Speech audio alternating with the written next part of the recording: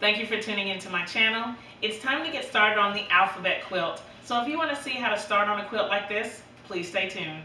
So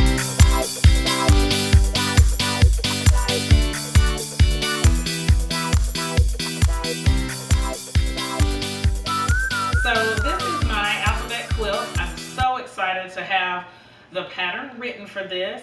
It is a scrap-friendly quilt that if you want to make the whole thing, you can use scraps to make each letter. And another thing that you could do is you could use this as a template to create letters to put in your own quilts. I have an example of that here. This is my name badge that I made using letters. I'll put a link to the video where I show how I made this badge, but it uses the same letter patterns that I have in the alphabet quilt pattern, but these blocks are 1 inch. So you can do for the letters any size that you want, and this little guidebook tells you how to adapt for each size of your finished block or your individual little block part of the letter. Okay, so as you go through the book, there's a little introduction about what this book is for, and then I have a few pictures of my quilts that I have made using letters. Some of them were made before I came up with this pattern. Oh, I'm dropping everything. So so you'll see that they're not exact, but I just want to give you some examples of what you could do with it. Now, the way that this works is the letters are grouped into 3 categories, and I will show you in each category how to construct each letter. And one thing I like about it is that there are 2 examples of each letter. So if you want to make a shorter letter or a taller one, there are 2 examples. And then the templates are here. The pattern is here for each letter, so that you don't have to reinvent the wheel every time you want to put some letters in your quilt with patchwork. For today's video, I want to show you how to make the letters that just use squares, and we are going to work on a project that I've decided that I'm going to make for one of my friends. I can't give too much information about it, but I'll tell you the approach that I'm going to take and how I'm going to incorporate these letters into that quilt project. Right now, first, let's talk about some fabrics, and then we'll see how we can come up with a letter. Before we talk about the my project that I want to work on, I want to talk a little bit more about this pattern. Again, there will be a link in the description so you can go and get it. There are several different pages of letters. I'll just kind of go through kind of quick. And there's some information about each letter that you need to know that will help when you're planning for your quilt. And so as I prepare for my project, I can go over how I can approach it in a way that's easy for me and use this pattern to help me figure things out. So here's my project. I did not draw it out. I just kind of wrote out a plan for this.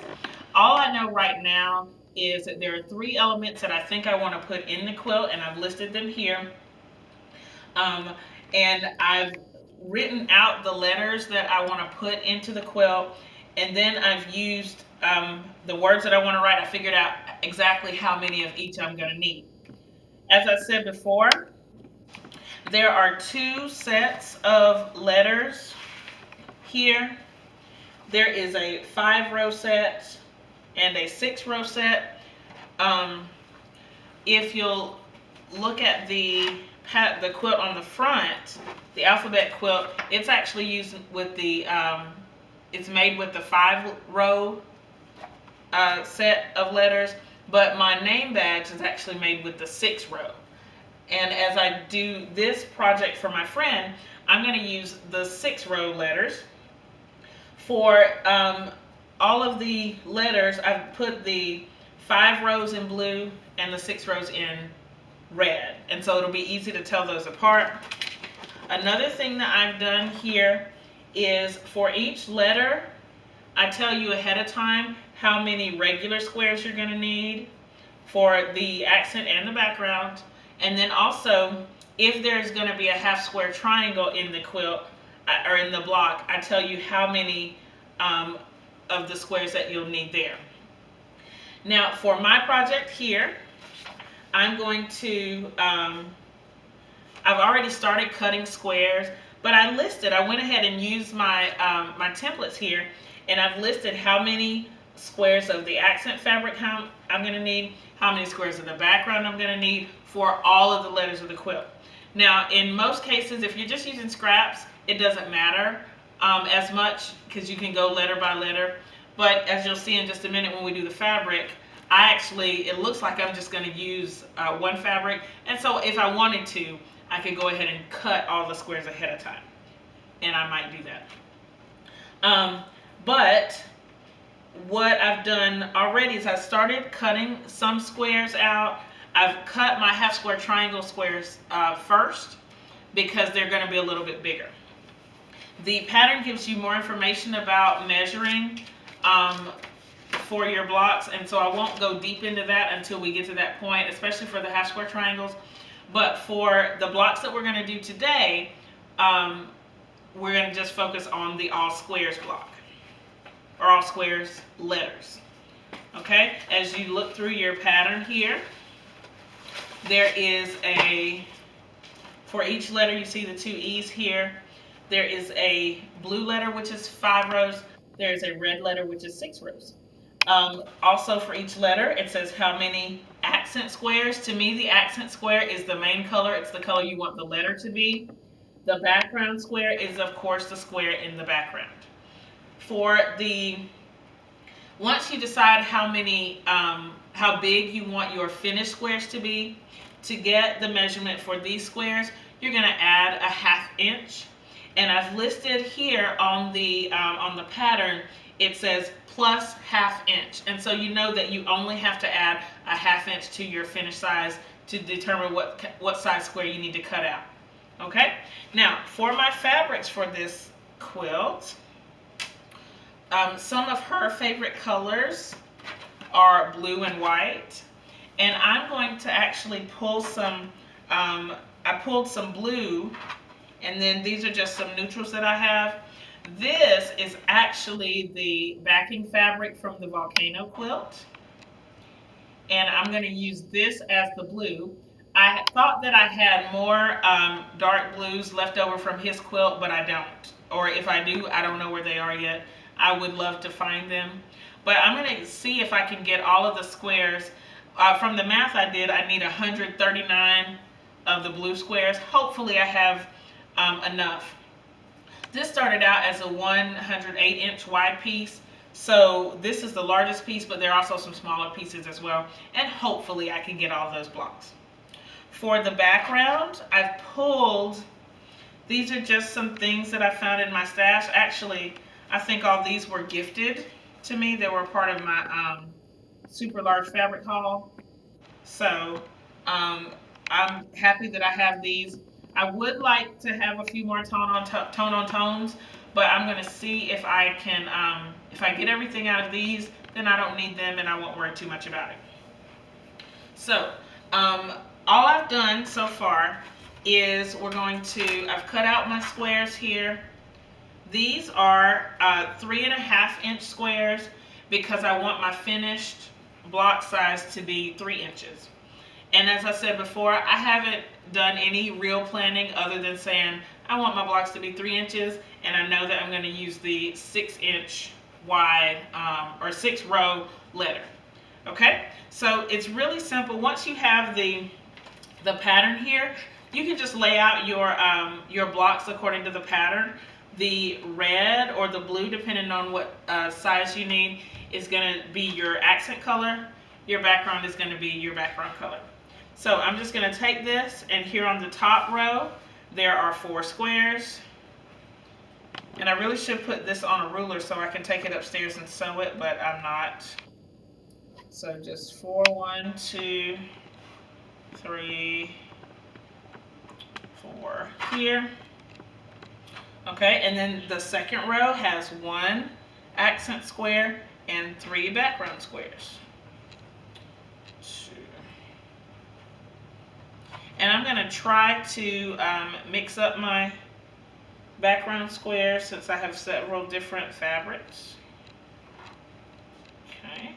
And then the third row has 3 accents and 1 background.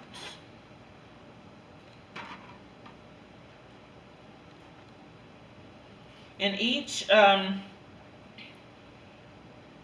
row or each part of the block or each block is exactly the same way. Everything is laid out here. You can see it in the diagram as you can lay it out.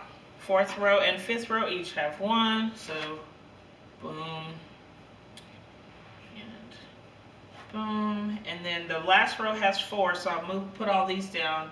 1, 2, 3, and 4. Okay, and then the rest of this is going to be filled in with our background squares. And I still have several fabrics to cut for this, so I'm not going to really, like, they don't have to match up perfectly. It's just for my own preference. Okay. But I like this, the way it kind of, I like the way it flows this way, especially since all of my blue squares are going to be the same fabric. It's nice if the backgrounds kind of mix up a little bit. So here I have the E laid out.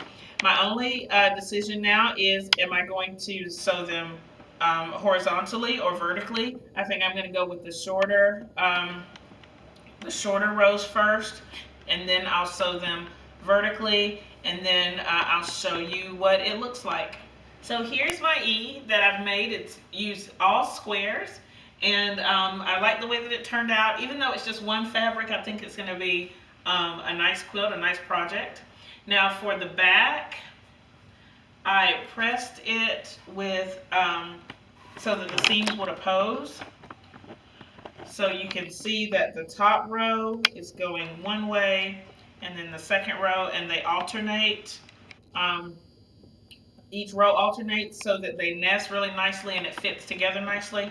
I also decided to press the horizontal seams. I pressed them all going up.